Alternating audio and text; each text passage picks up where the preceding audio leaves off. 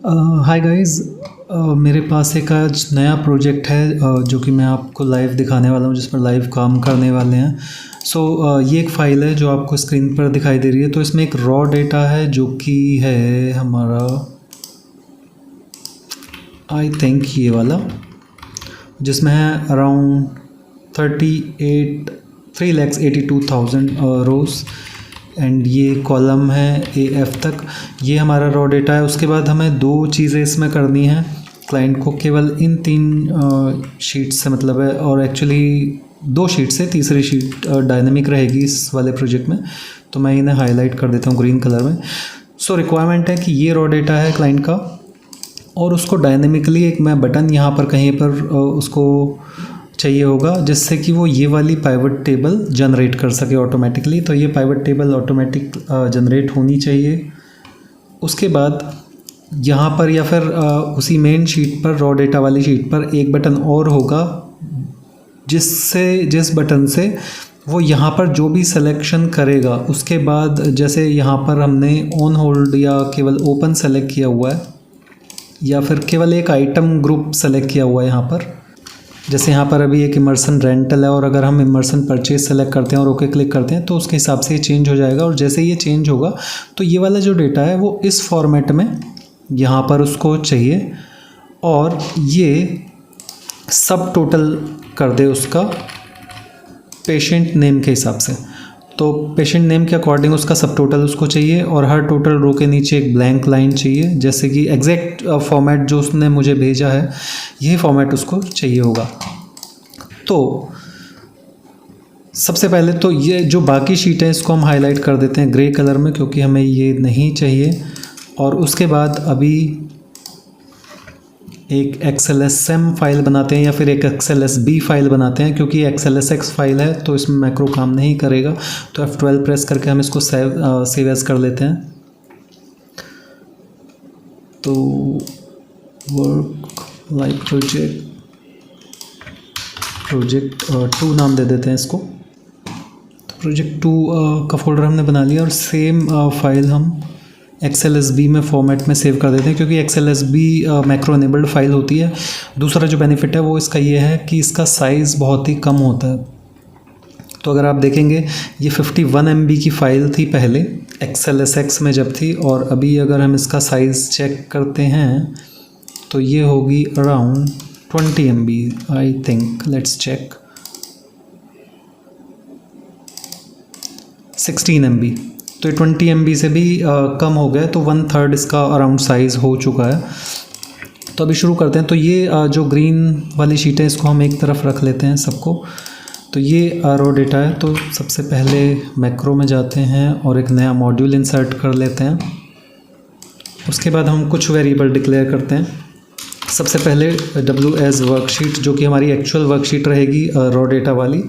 उसके बाद दूसरी हम शीट लेंगे W पाइवट एज वर्कशीट, जिसमें कि हम अपनी पाइवट टेबल बनाएंगे। और एक टेम्प वर्कशीट ले लेते हैं जो हमारी पाइवट टेबल जनरेट होने के बाद वो डायनेमिक जनरेट करेगा, जैसे कि ये वाली शीट मैंने आपको पहले दिखाई थी। ये वाली एक W टेम्प में ले लेते हैं, क्योंकि इसका कोई फिक्स नाम नहीं है। जो यहाँ पर सिलेक्ट करेगा वो पाइवट टेबल में, उसके हिसाब से उसका हम नाम अपडेट कर देंगे। तो 3 वेरिएबल हमने ले लिए हैं सब। अब सबसे पहले लिखते हैं पाइवट टेबल बनाने का कोड। तो सब जनरेट पाइवट। अब कुछ वेरिएबल सेट कर लेते हैं। Set W equals to this workbook dot sheet name देंगे यहाँ पर TOS, या फिर यहाँ से सीधे कॉपी कर लेते हैं।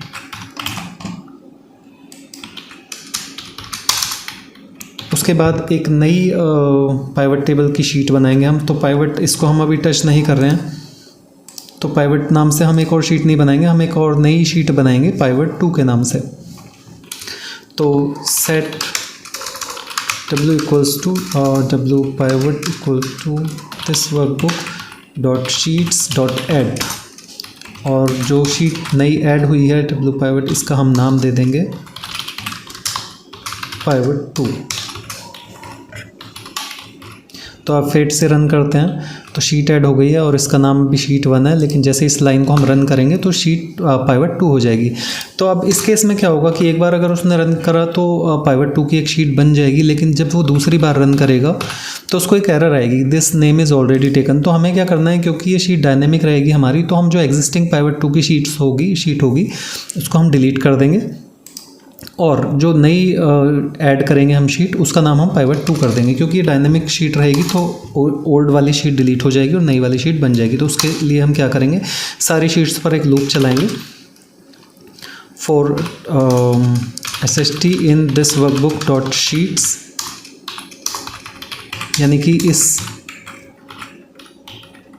For SHT in this workbook dot sheets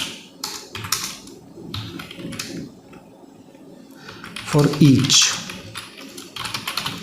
तो फॉर ईच लूप लगाएंगे यहाँ पर, यानी कि जितनी भी इस वर्कबुक के अंदर शीट है सब पे लूप चलेगा और वो चेक करेगा कि पाइवट 2 ऑलरेडी एग्जिस्ट है या नहीं। If SHT dot name equals to pivot 2 then SHT dot delete. इसको नीचे रख लेते हैं, इसका रीज़न मैं आपको बताऊंगा क्यों। तो अभी वो डिलीट कर देगा। अब शुरू से अगर हम इसको रन करते हैं तो उसने यहाँ पर एक ब्रेक पॉइंट लगा लेते हैं। F8 जैसे ही करेंगे तो वो यहाँ पर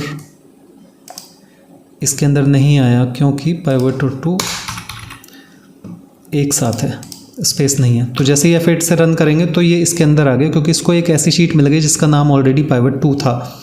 तो SHT और डॉट डिलीट जैसे ही करेंगे तो ये हमसे कंफर्म करेगा कि डिलीट करनी है नहीं, जबकि होना ये चाहिए कि अपने आप शीट डिलीट करे, यूज़र को पता नहीं चले और अपने आप ही एक नई शीट जनरेट हो जाए। तो उसके लिए हम क्या करते हैं, जो भी अलर्ट्स एक्सेल हमें शो करता है वो हम डिसेबल कर सकते हैं फॉर सम टाइम। तो उसके लिए कमांड होती है application dot display alerts equals to false.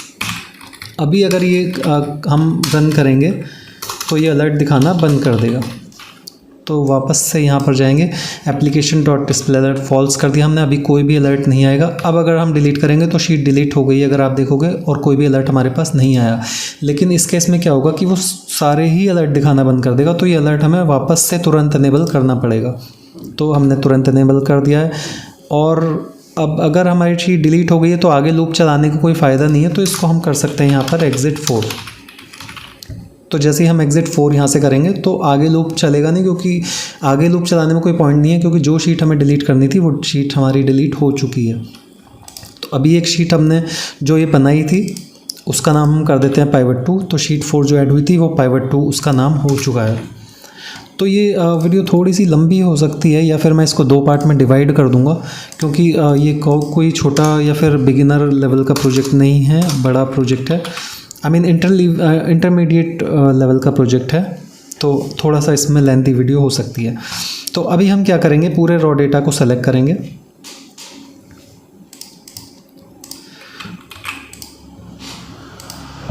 और कुछ वेरिएबल्स हमें पाइवट टेबल के लिए भी चाहिए होंगे, तो इसको स्टॉप कर देते हैं पहले।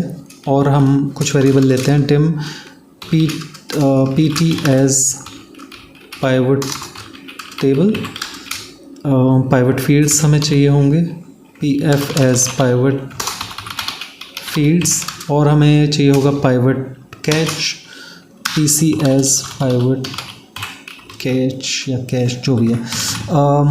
तो अब इस रॉ डेटा को लेकर हम एक पाइवट कैश बनाएंगे और पाइवट कैश के बाद पाइवट टेबल हम उससे जनरेट करेंगे।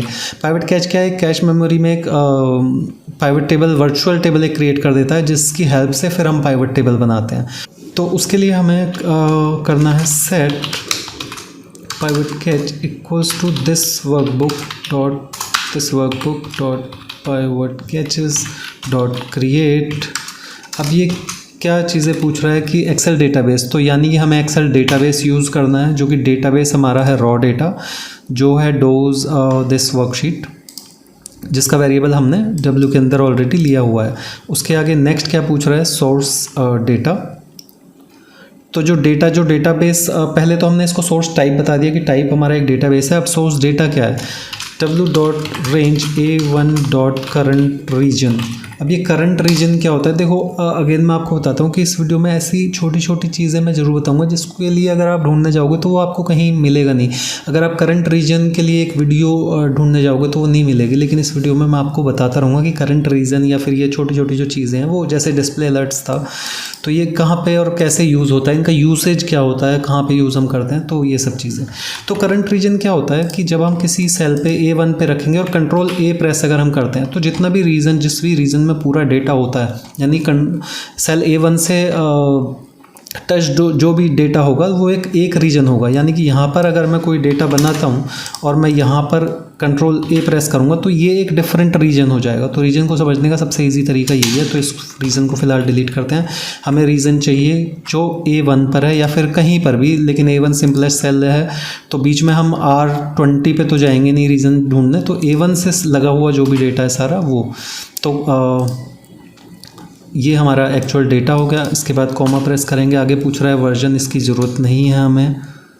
तो ये एक हमारा पाइवट कैच बन गया है। रन करके देखते हैं। ब्रेक पॉइंट लगा दिया, यहाँ तक इसने शीट बना दी है, तो थोड़ा सा टाइम ले रहा है, यानी कि हमारी पाइवट कैच तैयार हो गई। एक वर्चुअल एक टेबल मेमोरी में बन चुकी है। अब हम पाइवट टेबल बनाएंगे using this PC. Pivot catch को यूज़ करके एक पाइवट टेबल बनाएंगे।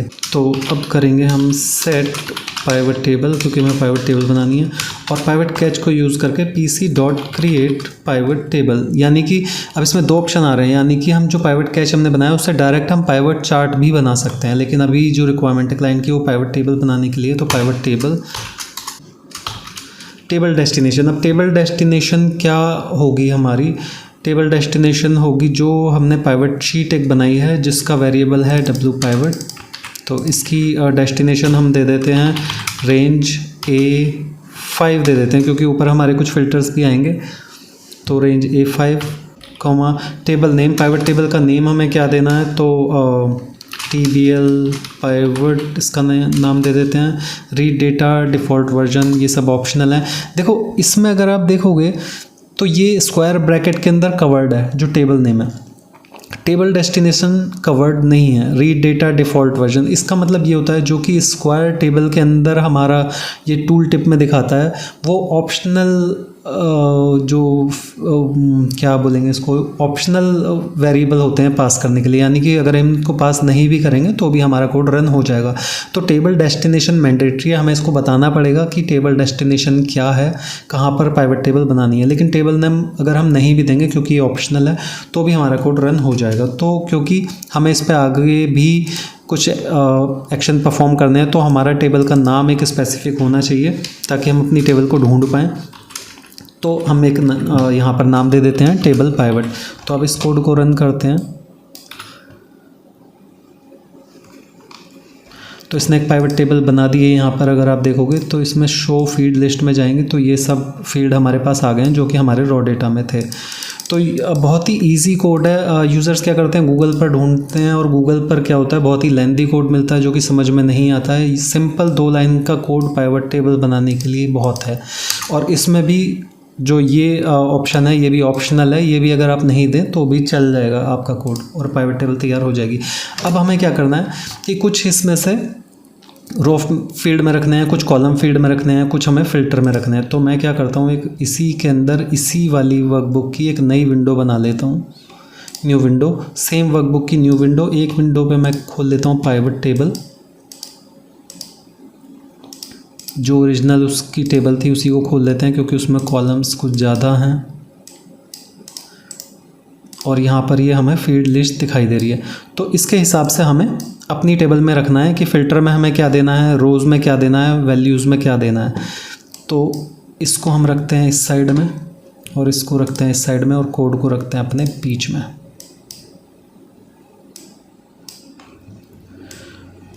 तो अभी हम इसमें फील्ड कैसे ऐड करेंगे वो मैं आपको दिखाता हूँ। देखिए सबसे पहला इस टेबल का जो फील्ड है, पहले हम रोज़ से स्टार्ट करते हैं। तो पहले फुल नेम फील्ड है, फिर इनवॉइस स्टार्ट डेट, ये सारे फील्ड्स हैं। तो इसके लिए कमांड होती है p2.pivot fields। इसमें फील्ड का नाम देंगे जो कि है full name dot orientation equals to Excel row field. तो अगर इस लाइन को मैं रन करता हूँ अगर आप देखोगे तो ये यहाँ पर ऐड हो गई है। हालांकि डेटा में कुछ डिफरेंस है क्योंकि ऊपर फिल्टर नहीं लगा है, लेकिन मेन हमारा अल्टीमेट पर्पस है पाइवट टेबल बनाना, डेटा मैच करना हमारा पर्पस नहीं है। तो दूसरा फील्ड भी अब अगर आप देखोगे तो रो में काफ़ी सारे फील्ड हैं, तो ये सारे एक एक करके हम ऐड कर लेते हैं। इस लाइन को कॉपी करते हैं और पेस्ट कर लेते हैं मल्टीपल टाइम्स, और यहाँ पर केवल नाम चेंज कर देते हैं, इनवॉइस सर्विस डेट, सेव भी कर लेते हैं बीच में। उसके बाद है INVNBR डिस्प्ले, उसके बाद है आइटम ID, इनवॉइस स्टेटस, उसके बाद है INS नेम, और उसके बाद है पेयर लेवल। अब इन सब को एक साथ रन करके देखते हैं, क्योंकि फुल नेम हमने ऑलरेडी ऐड किया हुआ था, तो ये यहाँ पर ब्रेक पॉइंट लगा देता हूँ और F5 प्रेस करके देख लेते हैं।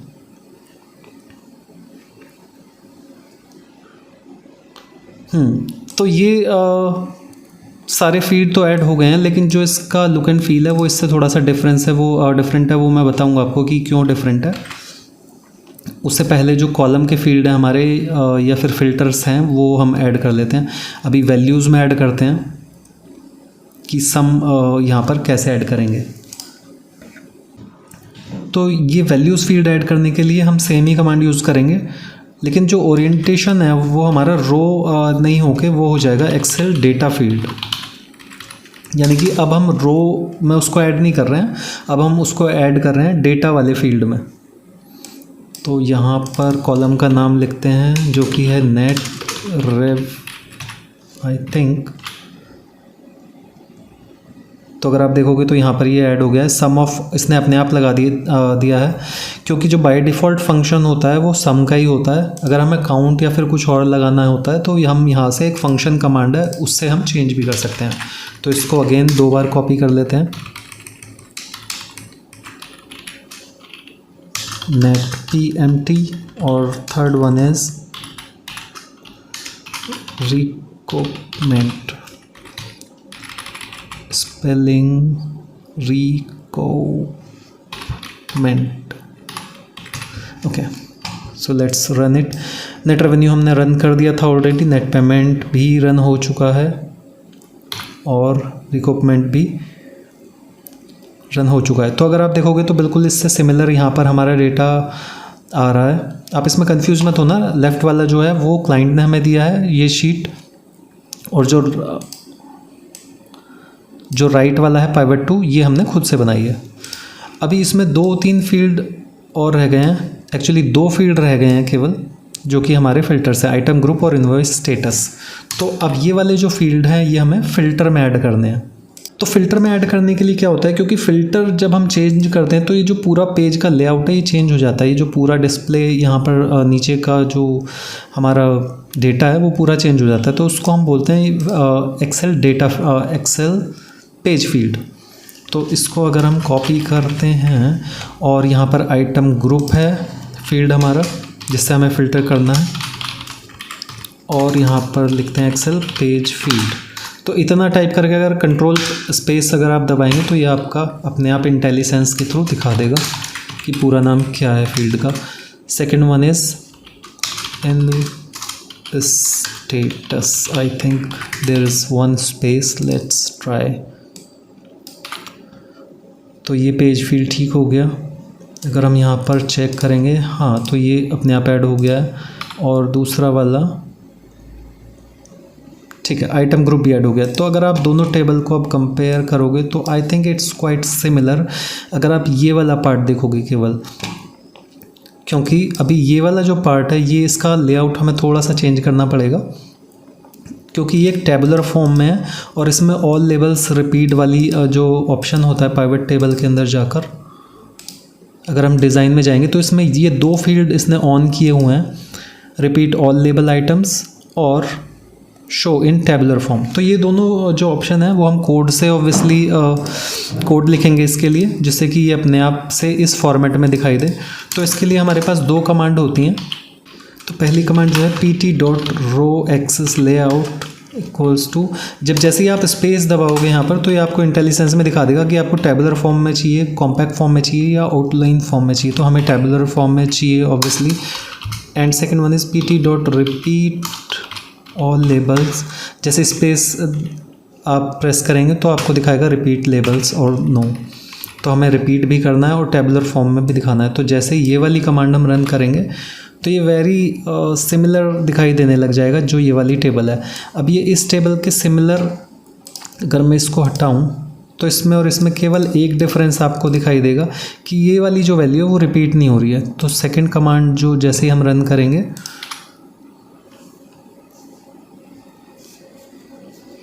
तो अभी ये काफ़ी कुछ इसके जैसी दिखाई दे रही है। अब इसमें और इसमें एक डिफरेंस है कि यहाँ पर कहीं भी टोटल वाला हमारे पास कॉलम नहीं है या टोटल वाली रो नहीं है, लेकिन इसने क्या किया है, जहाँ पर भी चेंज हो रही हैं वैल्यूज़, जैसे कि इस वाले इनवॉइस नंबर के बाद दूसरा इनवॉइस नंबर शुरू हो रहा है तो इसने पिछली वाली इनवॉइस नंबर का टोटल कर दिया है। तो हमें जो टोटल वाली रोज़ हैं वो भी नहीं चाहिए। तो रॉबिन एगेंसन के बाद में ये एबासोवा जो भी है वो आ रहा है डायरेक्ट, टोटल नहीं आ रहा। तो इसमें एक कमांड और होती है डिज़ाइन व्यू में, सब टोटल आपको दिखाना है या नहीं। तो अगर आप सबसे नीचे जाके देखोगे ग्रैंड टोटल तो आ रहा है, लेकिन जो सब टोटल है बीच बीच में वो नहीं आ रहा है। तो सब टोटल हम हटा देंगे, जो ग्रैंड टोटल है उसको एज इट इज़ रहने देंगे। तो सब टोटल रिमूव करने के लिए एक कमांड होती है सब टोटल्स इक्वल्स टू फॉल्स। अब इसमें प्रॉब्लम ये है, ओके एक काम करते हैं, सबसे पहले एक पाइवट फील्ड बनाते हैं। हमने ऊपर एक पाइवट फील्ड का एक वेरिएबल लिया था pf एज पाइवट फील्ड, तो उसका यूज़ करते हैं। अब pf set pf equals to pivot table dot pivot fields, कौन सा कोई एक ले लेते हैं, for example inv nbr display, ये वाला ले लेते हैं। तो ये एक पाइवट फील्ड हमारा बन गया। तो अब इस pf का dot subtotal index 1 equals to false.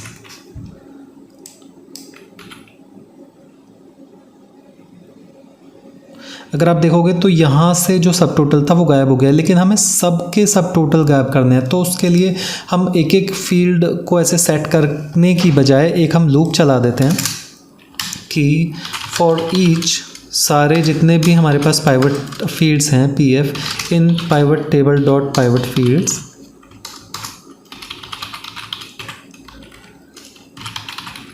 उनका सबका टोटल सब टोटल हटा दे। तो इस कमांड को अब दोबारा से अगर हम रन करेंगे इस लूप को, तो जितने भी इसमें पाइवट फील्ड्स हैं उन सबके सब टोटल्स को ये रिमूव कर देगा। अनेबल टू सेट सब टोटल प्रॉपर्टी और पाइवट फील्ड क्लास, तो ये देखते हैं क्यों आई है, क्योंकि पाइवट फील्ड्स का नाम चेक करते हैं पहले कि पाइवट फील्ड्स के अंदर कौन से फील्ड की ये बात कर रहा है। तो ये वैल्यूज़ फील्ड की बात कर रहा है।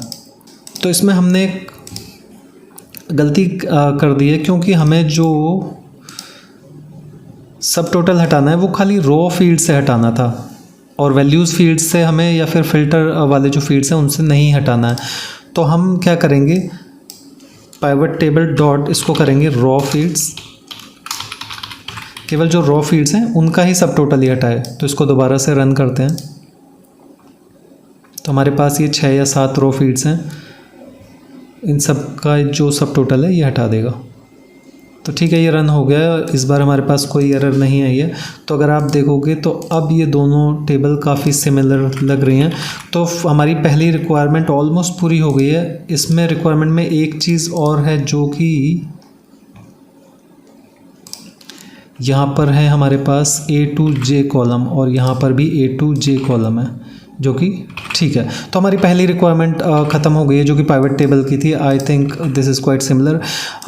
डिफरेंस आ रहा है क्योंकि यहाँ पर ऑलरेडी सेलेक्टेड डेटा है कुछ, तो वो क्लाइंट की रिक्वायरमेंट है कि वो खुद से सेलेक्ट करेगा। और एक बटन हमें और देना है यहाँ पर, जिस बटन को देने के बाद प्रेस करने के बाद एक न्यू शीट जनरेट होगी जो कि कुछ ऐसी दिखाई देगी। तो उसके लिए मैं क्या करता हूँ, एक सेपरेट फंक्शन बना लेता हूँ। ये पहला जो हो गया ये हो गया जनरेट पाइवट, और दूसरा एक फंक्शन बना लेते हैं जनरेट फॉर्मेटेड डेटा, या फिर आप जो भी नाम देना चाहते हो उसको। वेरिएबल हमने ऊपर असाइन कर ही रखे हैं।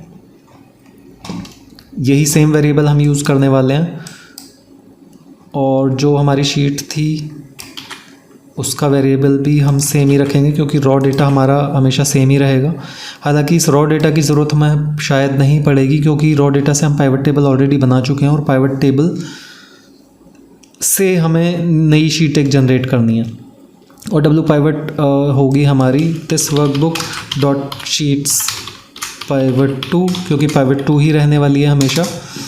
और पीटी होगी हमारी पाइवट टेबल, या फिर पाइवट टेबल की भी हमें ज़रूरत नहीं है। इस डेटा को हम यहाँ से एज इट इज़ कॉपी करके और दूसरी शीट पर ले जा सकते हैं। ओके, तो अभी हम एक नई शीट जनरेट करते हैं। नई शीट एक और ले लेते हैं, डब्ल्यू टेम्प जो हमने ली थी। तो सेट करेंगे W temp equals to this workbook dot sheets dot add. तो अभी रन कर लेते हैं इसको। तो डब्ल्यू टेम्प से ये एक शीट और ऐड हो गई हमारी, जो है डब्ल्यू टेम्परेरी शीट, हमारी शीट 6। इसका नाम हम दे देते हैं टेम्प ही दे देते हैं फ़िलहाल के लिए। तो W temp dot name equals to temp.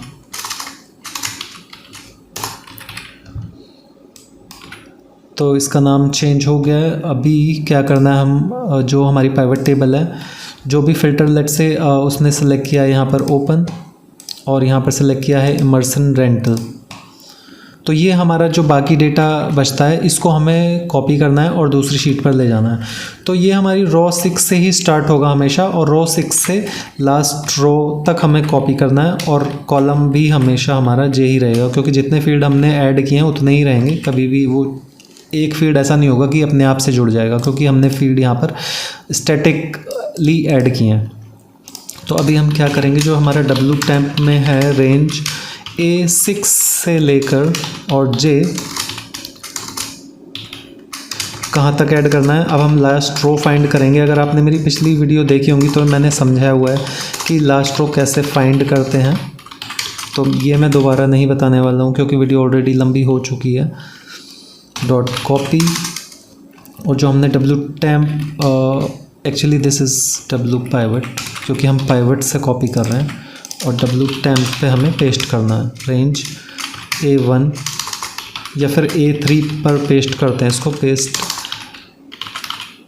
Special Excel paste all, तो एज इट इज़ उसको पेस्ट कर देगा। अब हमने A3 से पेस्ट क्यों किया है, क्योंकि अगर इसकी शीट में देखोगे तो A3 से ही डेटा पेस्ट हो रखा है, और ऊपर की 2 रोज़ को अपना कुछ हेडिंग डालने के लिए चाहिए होगी जो वो मैन्युअली करेगा, लेकिन हमें क्या है कि A3 से डेटा पेस्ट करना है।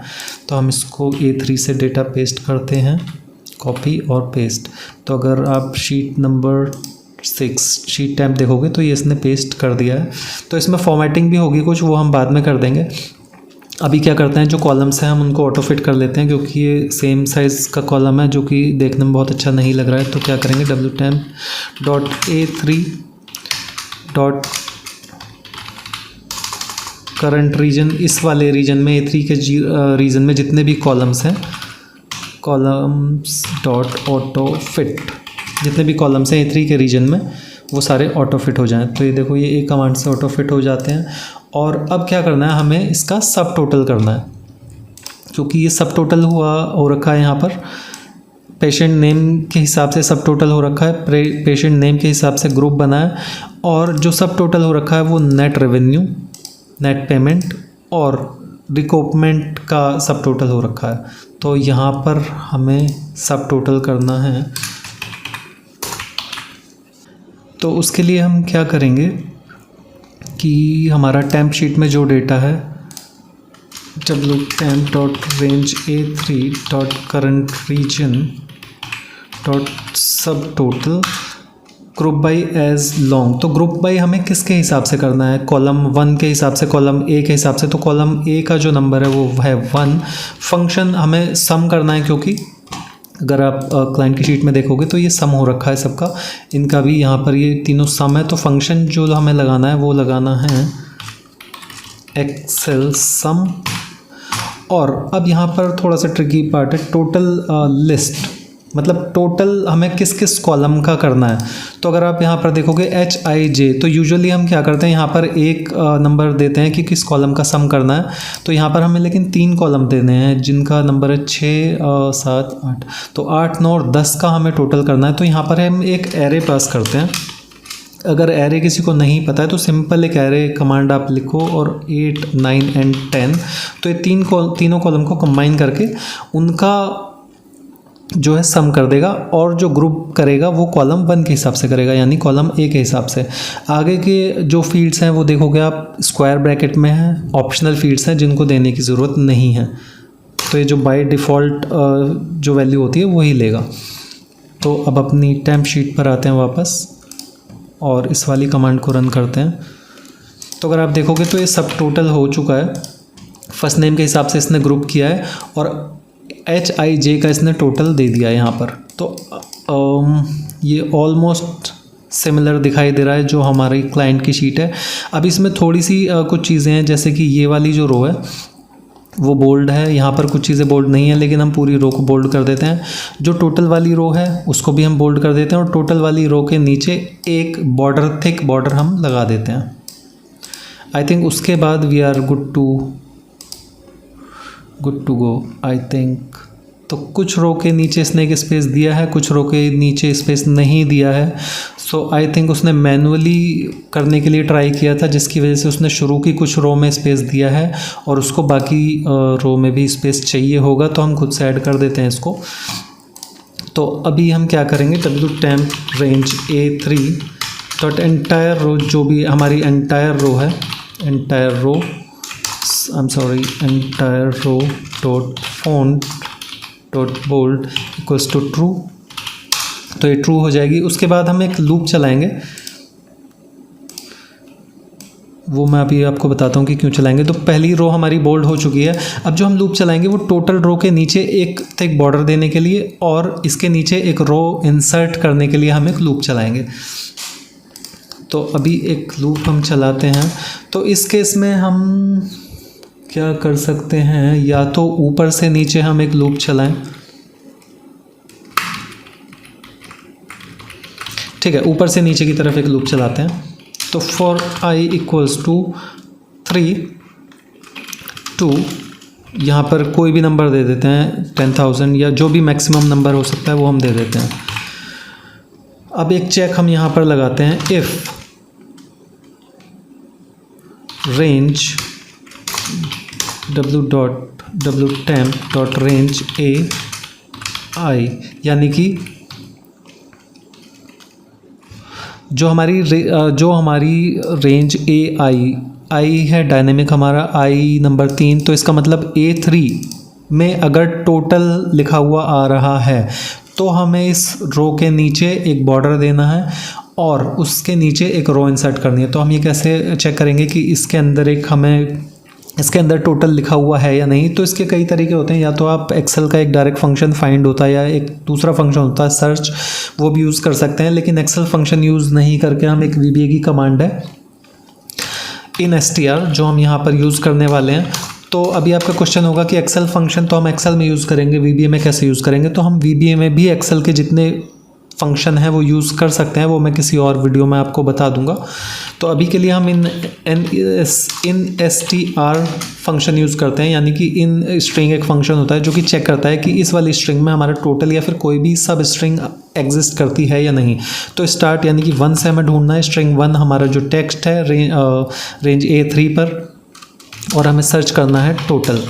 तो अगर इसकी वैल्यू हमारी 0 से ज़्यादा आती है तो ये क्या करता है कि जो टोटल की जो पोजीशन होगी इस स्ट्रिंग में वो हमें यहाँ पर रिटर्न करेगा। तो जो टोटल की पोजीशन, अगर मैं इसको चेक करूँ, यहाँ पर इसको कमेंट कर देते हैं, एरर दे रहा है क्योंकि वेरिएबल I हमारा बना नहीं है। तो यहाँ से इसको रन करते हैं, I के अंदर I3 वैल्यू आ गई है। अब इसको चेक अगर हम करेंगे तो 0 आ रहा है। तो ये कह रहा है कि I3 पे कोई भी टोटल मुझे नहीं मिला। तो अगर हम यहाँ पे I6 अगर चेक करेंगे, इसको हम सीधा अगर A6 कर देते हैं तो ये 16 है। तो यानी टोटल हमारे 16 कैरेक्टर पे है। तो यानी कि 0 से अगर उसकी वैल्यू ज़्यादा है तो ये एग्जिस्ट करता है। तो फिलहाल के लिए आप इतना याद रखें इसको, अगर ये ग्रेटर देन 0 है इसकी वैल्यू तो हमें क्या करना है, इसके नीचे एक रो इंसर्ट करनी है। देन एंड तो इसके नीचे एक रो इंसर्ट करनी है, यानी कि अगर हमारा इसको 3 पे मिलता है तो ये 4 पे इंसर्ट करेगा। तो wtemp.range.ai+1.entire row.insert, और रो इंसर्ट करने के साथ साथ रो इंसर्ट करने से पहले जो ये 6 नंबर की रो है या फिर जिस भी रो में इसको टोटल मिलता है वो एंटायर रो हमारी बोल्ड होनी चाहिए। जो आई वाली रो है वो ही बोल्ड होनी चाहिए, उससे अगले वाली नहीं। तो यानी कि entire row dot font dot bold equals to true. Bold भी हो गई है। बॉर्डर इसके नीचे आना चाहिए। तो बॉर्डर के लिए हम wtemp.range पूरी रो पे हमें बॉर्डर नहीं लगाना है, केवल हमें लगाना है A से लेकर J तक।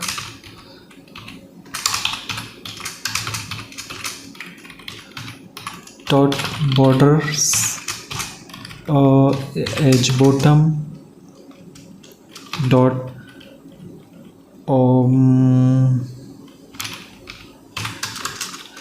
Excel thick.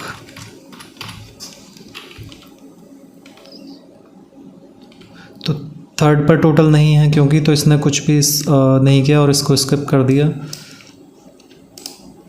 उसके बाद हम नेक्स्ट रन करते हैं। 4 हुआ, 4 को भी इसने स्किप कर दिया, 5 को भी स्किप कर दिया। अब 6 के अंदर जब आएगा तो इसको टोटल मिलेगा। तो इसने पूरी रो बोल्ड कर दी है, ये देखो आप। और ये एक थिक बॉर्डर लगा दिया है जो कि बहुत ही बढ़िया लग रहा है। और i+1 यानी कि नेक्स्ट रो जो होगी इसकी 7th, यहाँ पर एक रो इंसर्ट करेगा तो जो कि 7th नंबर पे इंसर्ट होगी, इसलिए हमने i+1 इस बार लगाया। तो एक बॉर्डर लाइन भी इसने इंसर्ट कर दी है यहाँ पर। अभी क्या करेंगे, i7 हो गया है तो 7 पर कोई टोटल नहीं है, तो ये फिर से नेक्स्ट करेगा। तो हम इसको पूरे को रन कर देते हैं एक बार और देखते हैं कि कैसा चलता है ये। तो यहाँ पर मुझे कुछ एरर दिख रही है, इसको स्टॉप करके देखते हैं। तो नहीं, सब कुछ बहुत बढ़िया बन रहा है। ठीक है, तो इसको पॉज कर दिया था हमने, रन करते हैं कंटिन्यू।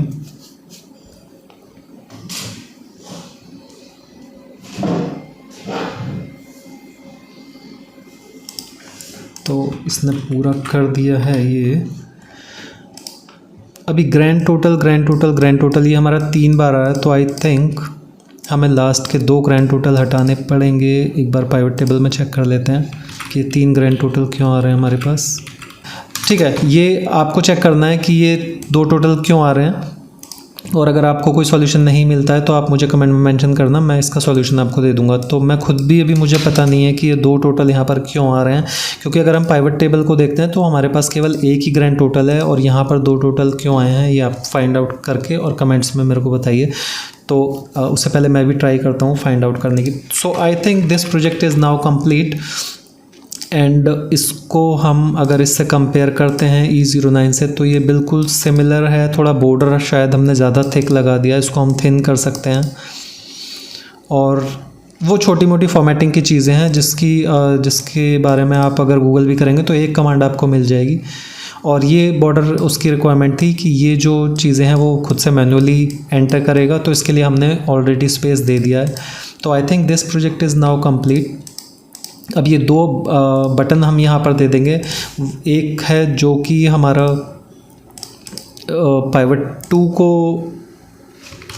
क्रिएट करेगा, और दूसरा जो कि यहाँ से डेटा कॉपी करके और इस वाली शीट पर रखेगा। तो अभी मैं बटन बनाने नहीं जा रहा हूँ, क्योंकि मैं ऑलरेडी अपनी प्रीवियस वीडियोस में बता चुका हूँ कि बटन कैसे बनाते हैं, और जो फैंसी बटन्स होते हैं थोड़े कलरफुल से, वो कैसे बनाते हैं और कैसे वो कोड को लिंक करते हैं। तो ये सब चीज़ें आप खुद से मेरी प्रीवियस वीडियो में चेक कर सकते हैं।